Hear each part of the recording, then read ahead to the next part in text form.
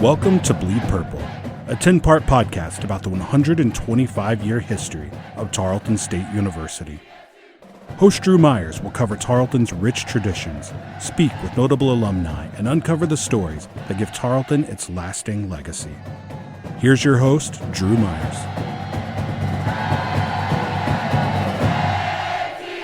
Howdy, I'm Drew Myers, and this is the Bleed Purple podcast, telling the story of Tarleton State University through the stories of the people who bleed purple.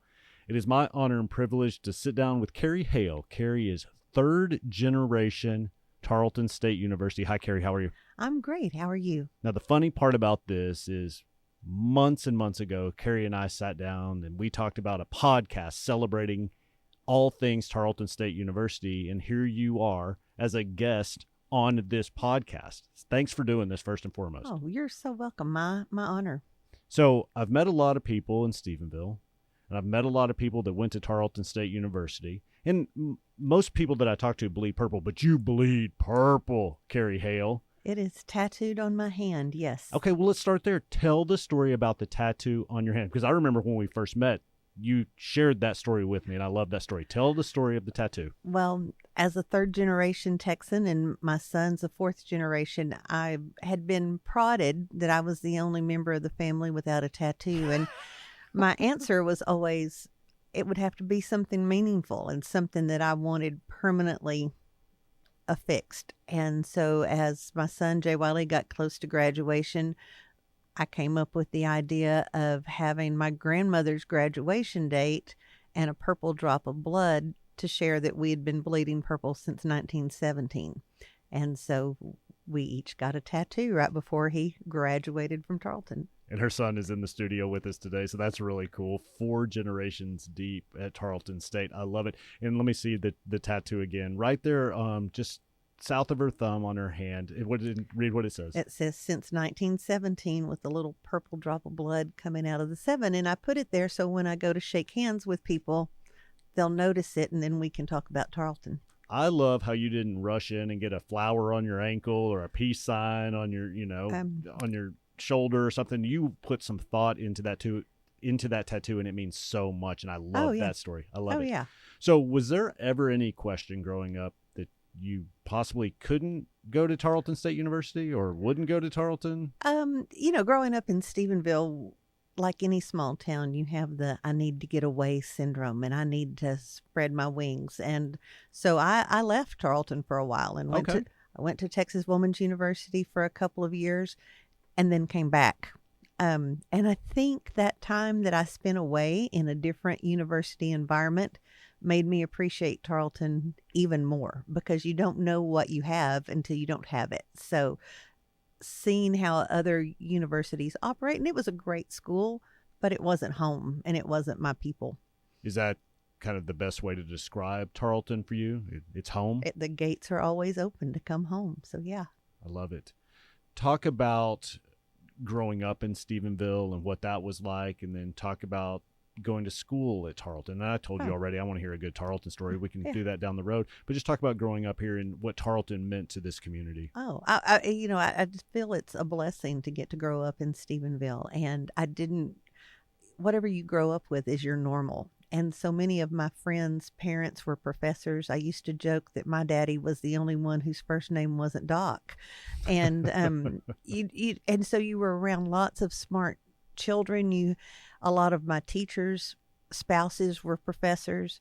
And so it just created a culture where education is valued and education is promoted. Excellence was expected in our community and still is. And I think that comes from the university impact. You believe Tarleton kind of sets that bar? Oh, I mean, you have so many people that have achieved their PhD and so many people who have athletic excellence, and it just becomes an expectation when you grow up here that you'll be educated, you'll be successful, you'll seek excellence. And I think that permeates our whole community. When you came back from Denton to go to school at Tarleton, what did you study? You do real estate in town now. You have your own brokerage. Yes. What did you study, though, while you were going to school? I came back and worked on my graduate studies to be a teacher. And so I graduated in 87 at the peak of a economic downturn in Texas. And my dad encouraged me to get my teaching certification because he said the state would always pay teachers. And so I did that and enjoyed a career teaching. And at that time, Tarleton was so renowned for their reading program that, like at that time, the Waco ISD would only hire Tarleton teachers because they wanted that program in their reading program. And so I became a language arts reading teacher and felt like I got such a good background here and carried that. I taught in the Stephenville ISD and just got to come full circle with how the two work together. Sure. How long did you do that before you jumped into real estate? Oh, I started real estate about 9 years ago. So I had a good run of teaching 6th grade through 12th grade. Oh, God bless you for that, for hey, sure. Yeah, I'm a little tough to scare at this point in my life. Okay, so let's go back to your time here at Tarleton. It's time, Kari Haile, to give me some good Tarleton stories. And I ask you this question because I've heard some of these stories. I want to know the characters involved. I want to know all of the things around these stories because they're entertaining, to say the least. Thank you. I hope that our statute of limitations has run out on some of the stories from our good times here. You can't beat a place where I remember seeing my husband for the first time. He had on a pink shirt and was standing in front of the ag building. And I asked someone, "Who's that?" And this friend of mine looked at me and said, "If you needed to know Jim Ed Haile, we would have already introduced you." And I said, "Challenge accepted." And here we are. A long time later, he proposed to me in front of the library. And it's our place. It's part of our story. Absolutely, it is. Yeah. And since then we've gone through graduation with my son. We've gone through silver taps to celebrate my mom. It's a life cycle kind of place. Yeah, you definitely bleed purple for sure. Seeing your husband on campus, proposing on campus, you have a tattoo on your hand. I mean, all the things.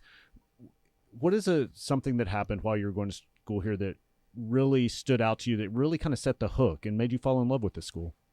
Dr. Thompson coming here changed not only the university but our town, because he really lit a fire. He awakened an energy at Tarleton that spread into the community. And my first semester here in 1983, he was new as well. And getting to watch him create the Plowboys, getting to sing the school song standing beside him in the football stands, him knowing your name and stopping you on campus. And I see so much of that in Dr. Hurley now and the way he relates to students and interacts on campus. And, that changes the way you feel about the university when the president knows your name. Sure, absolutely. What are some of the endearing characteristics of this school? Let's say you're talking to a friend and they're like, "Oh, my son's about to graduate from high school," and they're thinking about Tarleton. How would you, somebody that bleeds purple, sell them on it? I think Tarleton is a relational place, not the transaction of exchanging money for education. I think when you come here, you get set up to build relationships. I think the program, not just through the programs, but the people who are here. And I think we have so many alumni on staff that feel the way I do about their school, and they want more people to get into that. I used to tease my husband when he was teaching ag in the Denton area that he was the best recruiter in North Texas for Tarleton State, and his students would come down here and go to school and then come back and tell him, "It's as good as you told me it would be." And because we love it, and then we share it with other people, and that continues, whether we're at a tailgate and interacting with students or walking across campus and need directions because nothing looks quite like it did 35 years ago. it's the people and the relationships. Creating ripple effects, isn't it? Yeah. I mean, it is a little sappy sounding, but it's a family, and people here treat you that way. So think back when you were going to school, some of the relationships that you created. Obviously, your husband, you saw him standing outside the ag building in his pink shirt. Yeah. But you have lifelong friendships that you developed here at Tarleton, don't you? I keep in contact from people who were in my peer group. We didn't have duck camp back in the day, but we had peer groups. And I could call at least 3 of those people right now, and they would come to my rescue. Last night at the alumni reception at the rodeo, I saw 2 people that were in my peer groups when I was a peer advisor, and we still stay in contact. One of them is one of my clients now.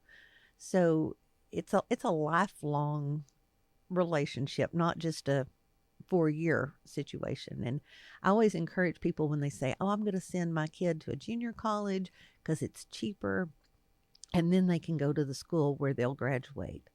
And I say, send them where they'll finish if you can afford it. Because when you're scared and 18 years old and arrive on campus, you bond with the people that you meet. And you're like a band of brothers that are going to make it out alive together. And, and when you're young and scared, those people matter. By the time you're 20 or 21 years old and a junior, you're a little more independent and don't need a support group like you do as a freshman. And Tarleton does such a good job of being and providing that support group and mentoring students throughout the process. I don't think I've ever asked one of our guests this question. I mean, this is early on in the Bleed Purple podcast story, but I'm going to ask you, what does it mean to you, 3rd generation, your son's 4th generation, Texan? What does Bleed Purple mean to you, Kari Haile? It means that we are part of something bigger than ourselves. We are a part of an organization we can be proud of. It means so much to me that we talk about so many 1st generation students now at Tarleton, and I'm such a big proponent of that. But I realize how fortunate I am that my grandmother graduated from college in 1917, and she provided a means for her daughter to graduate from college at the end of the Depression. And then that same family provided for me to go to this school. And what it does for economic opportunity, what it does for your self-confidence and your independence in life, that's huge. That there's been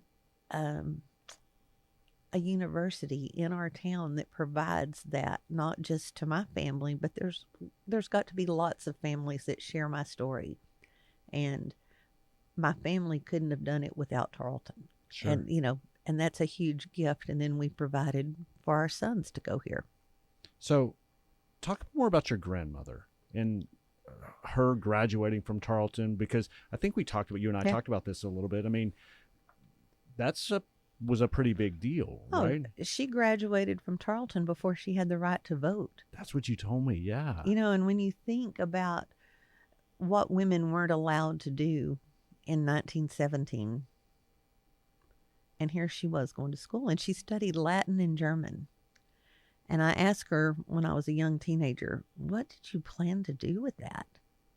And she said, "Kari John, young ladies of my station didn't intend to do anything. We simply intended to be educated." Whoa.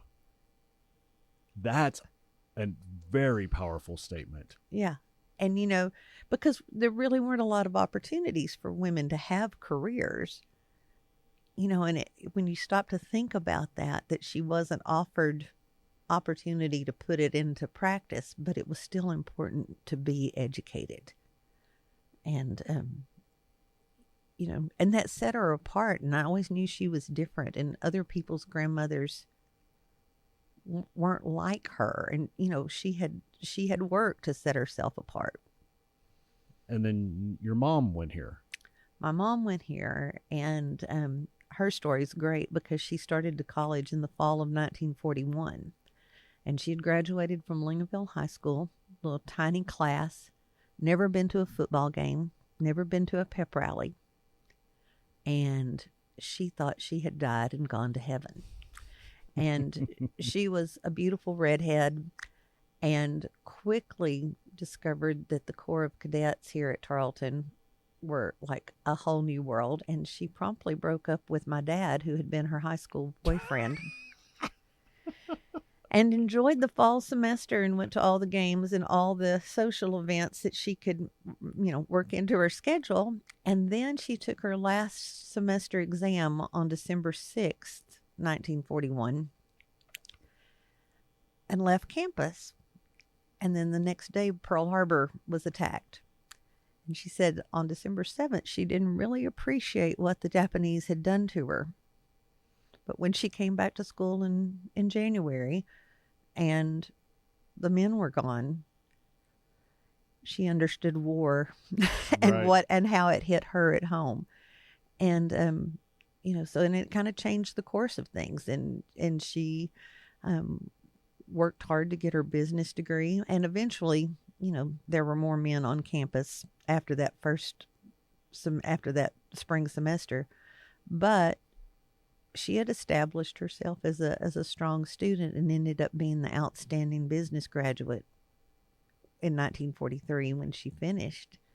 And Swift and Company, which is an agricultural-based company, offered a job each year to the top business graduate from Tarleton.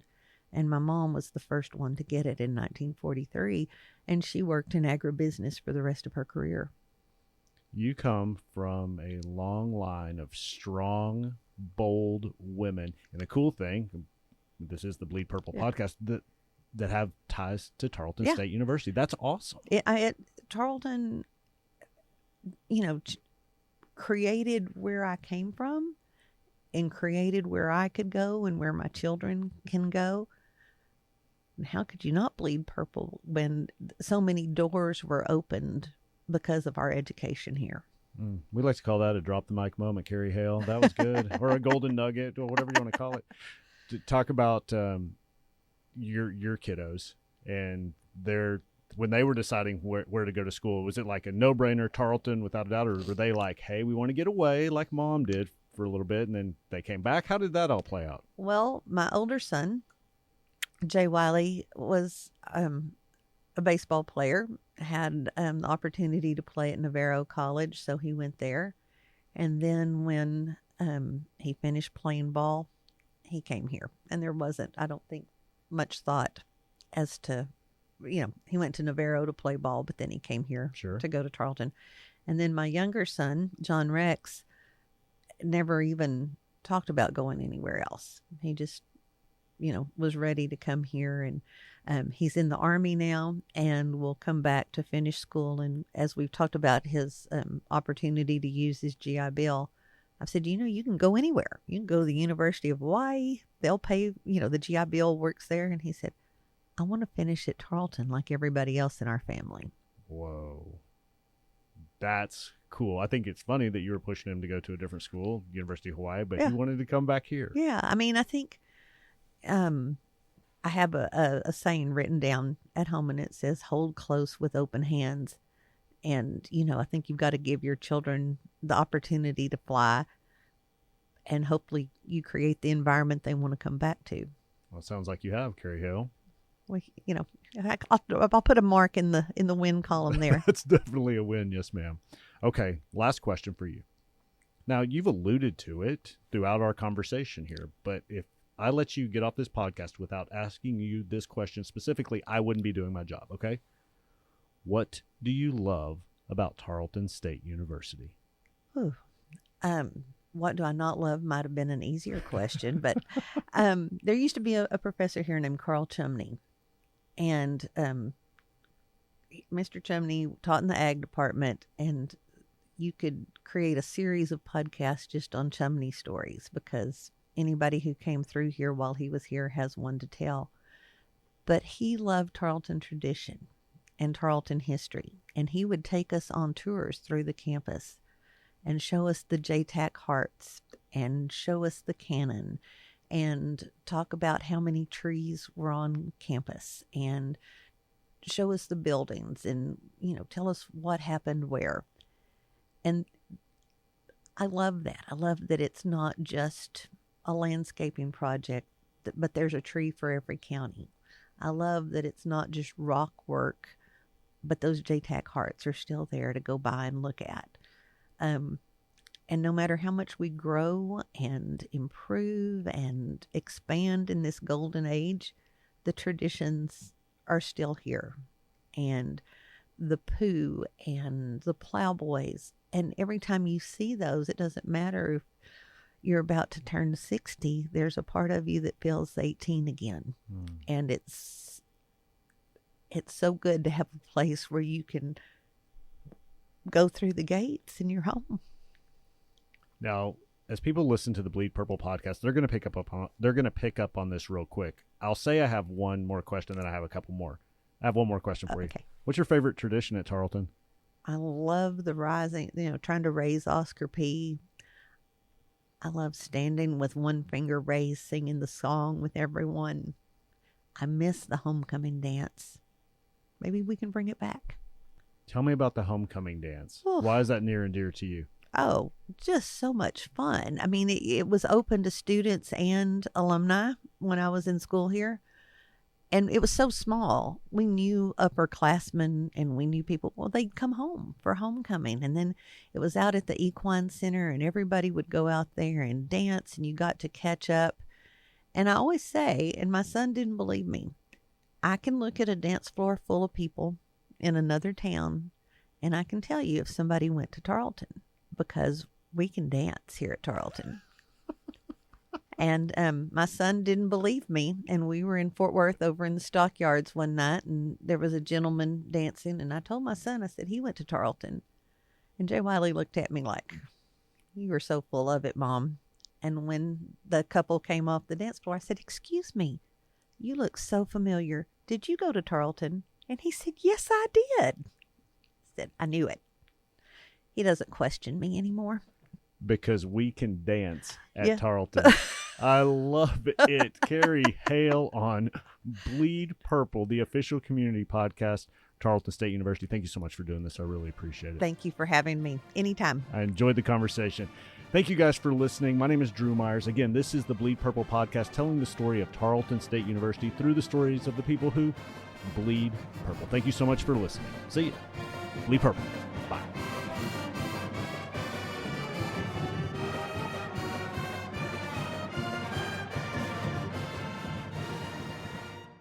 Are you ready to take control of your financial future? Doug McLemore is the founder of McLemore Financial Group and a proud Tarleton graduate and supporter.